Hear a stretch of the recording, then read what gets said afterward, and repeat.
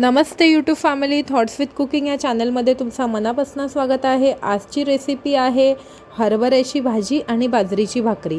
तर चला हरभऱ्याची भाजी बनवायला आपण सुरुवात करूया। ही भाजी थोडीशी कवळी नाही, अशी एकदम अशी कडक म्हणजे निब्बर आहे। तर ही भाजी मी चांगली तोडून घेते आणि साफ करून घेते, कारण ह्या भाजीमध्ये किडे असतात। मग हे आपल्याला नीट बघूनच ह्याला साफ करावं लागतं, कारण हिरव्या कलरचाच भाजीला किडा असतो आणि भाजीही हिरव्या कलरची, म्हणून भाजी व्यवस्थित साफ करून बघा मी अशा प्रकारे थोडं एक एक पाला साफ करून घेतलेला आहे। माझी इकडे भाजी साफ करून झालेली आहे।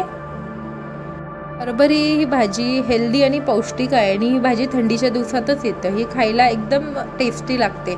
ही भाजी थोडीशी अशी कडक आणि निब्बर आहे, म्हणून मी थोडंसं त्या भाजीला जास्त तेलामध्ये शिजवून घेणार आहे। इकडे भाजी साफ करून झालेली आहे।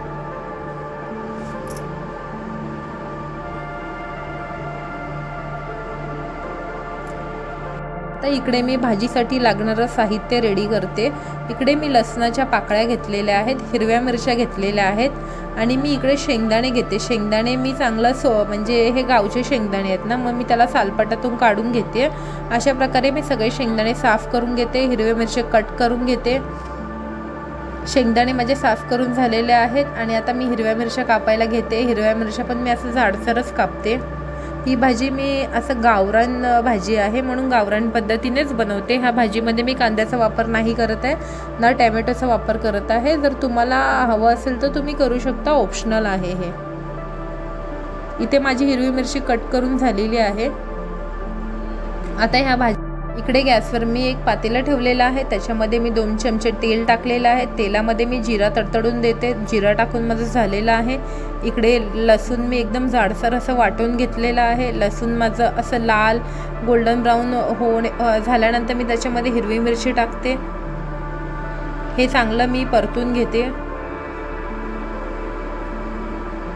बघू शकता माझ्या जिऱ्याला किती मस्त कलर आलेला आहे, लसणालाही कलर आलेला आहे गोल्डन ब्राऊन। आता त्याच्यामध्ये मी हिरवी मिरची टाकते। हिरवी मिरची टाकून झाल्यानंतर मी त्याच्यामध्ये थोडंसं मीठ टाकते। मीठ टाकल्याने काय होतं, आपल्या हिरवी मिरची तेलात टाकल्याने खाट होत नाही, म्हणजे आपल्याला खोकला लागत नाही, म्हणून मीठ तेलातच टाकायचं मिरची टाकल्यानंतर। आता इथे मी भाजी टाकून घेते। भाजी टाकून मी चांगलं त्याला ढवळून घेते, म्हणजे तेलामध्ये मिक्स करून घेते भाजी आणि एक मंद आचेवरती 10 मिनटं असं वाफवून घेते। आता ही भाजी चांगली अशी ढवळून घेते। ढवळून झाल्यावरती गॅस आपला मंद आचेवरतीच आपल्याला ही भाजी पूर्ण रेडी करायचं आहे।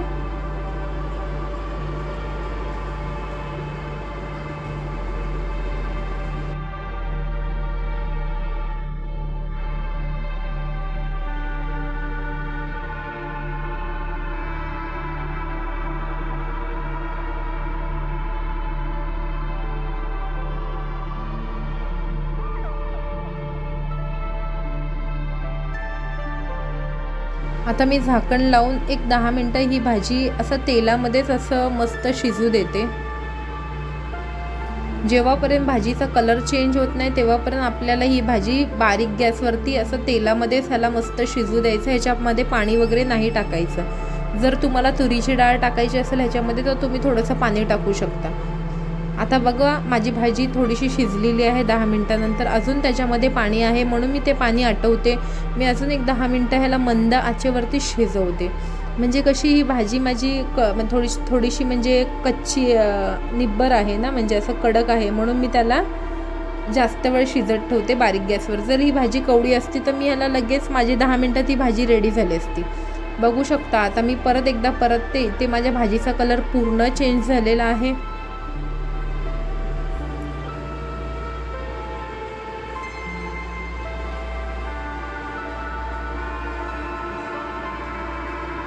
बघा इकडे भाजीचा कलर चेंज झालेला आहे। आता मी जे शेंगदाणे सोलून ठेवलेले त्याला मी भाजून त्याचं वाटण करून घेतलेलं आहे।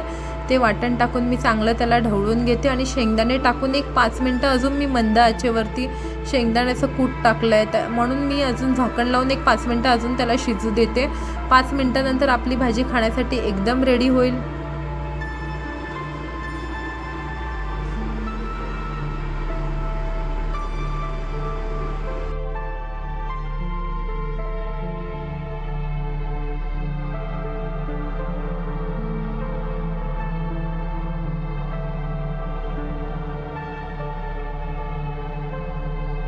कवळी भाजी कशी लगेच होते, ही एकदम असं निब्बर भाजी आहे, म्हणजे जून भाजी आहे, म्हणून ह्याला टाईम लागते. आणि जेवढी भाजी तुम्ही मंद आचेवर शिजवाल तेवढी याची चव अजून खूपच छान लागेल. बघू शकता आता माझं इकडे झालेलं आहे शेंगदाण्याचं कूट पण एक 5 मिनटं शिजून इथे माझी भाजी खाण्यासाठी एकदम रेडी झालेली आहे.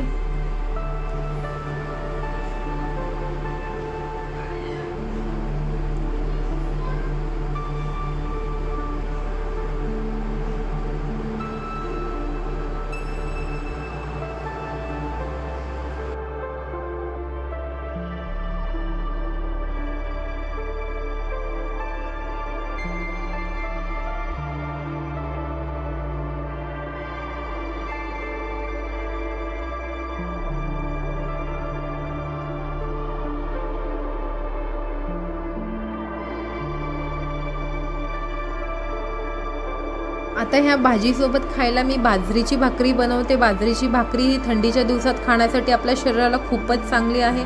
इकडे मी बाजरीचं पीठ घेतलेलं आहे. मी आधीच चाळून ठेवलेलं बाजरीचं पीठ. आता त्याच्यामध्ये मी पाणी टाकून चांगलं मळून घेते.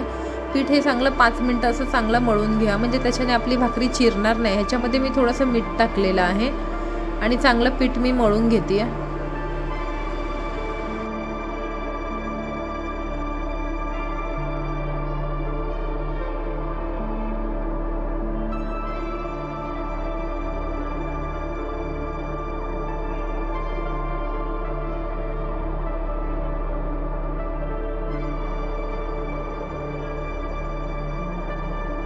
इकडे माझं पीठ मळून झालेलं आहे. आता मी त्याचा एक गोळा तयार करून घेते. गोळा तयार करून मी भाकरी थापायला सुरुवात करते.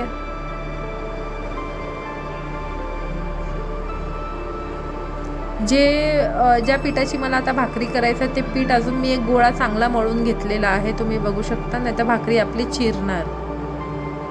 ह्याच्यामध्ये मी गरम पाण्याचा वापर केलेला नाही, कारण माझं पीठ एकदम बारीक दळलेलं आहे. जर पीठ असं जाडसर असेल तर तुम्हाला त्याच्यामध्ये गरम पाणी टाकावं लागेल, नाही तर तुमची भाकरी चिरणार, तुटणार.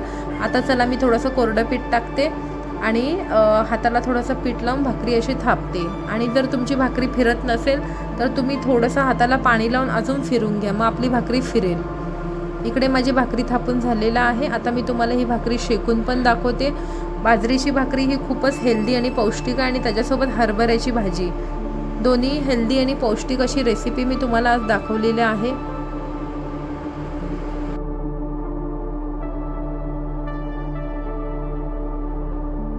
मी गॅसवर तवा तापत ठेवलेला आहे, त्याच्यावरती मी भाकरी टाकलेली आहे. भाकरी थोडंसं 2 मिनटं तव्यावर टाकल्यानंतर मी त्याच्यावरती पाणी लावून घेते. पाणी लावून झाल्यानंतर एका अंगाने चांगलं शेकून घेते भाकरीला.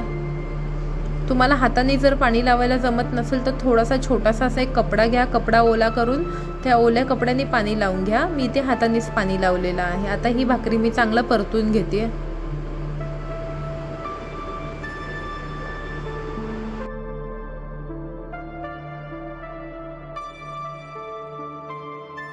आता माझी भाकरी शेकलेली आहे आणि बघा भाकरी किती मस्त फुगते. पण तुम्ही पण ही रेसिपी नक्कीच ट्राय करा.